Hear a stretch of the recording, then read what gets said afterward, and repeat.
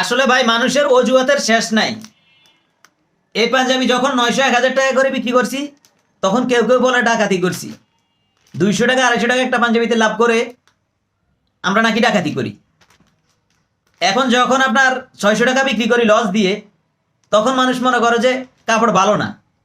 কিছু কিছু মানুষ মনে করে আসলে বিক্রি হয়েছে পর্যাপ্ত পরিমাণ, আলহামদুলিল্লাহ যতটুকু আশা করছি তার চাইতে বেশি বিক্রি হয়েছে।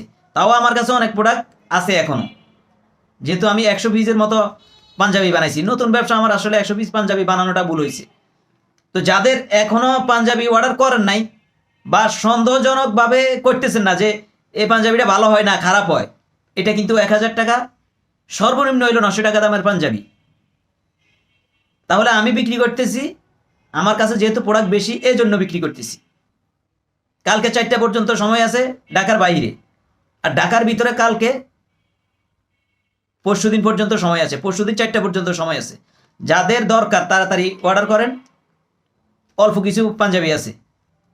ডাবল এক্সেলের যে এত চাহিদা আসলে বুঝতে পারিনি।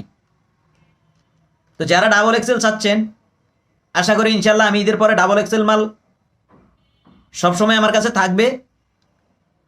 পেজটা ফলো দিয়ে রাখবেন, ভিডিওগুলো শেয়ার করে রাখবেন, তাহলে আপনি ডাবল এক্সেল মাল আমার কাছ থেকে নিতে অনেক সুবিধা হবে আপনার।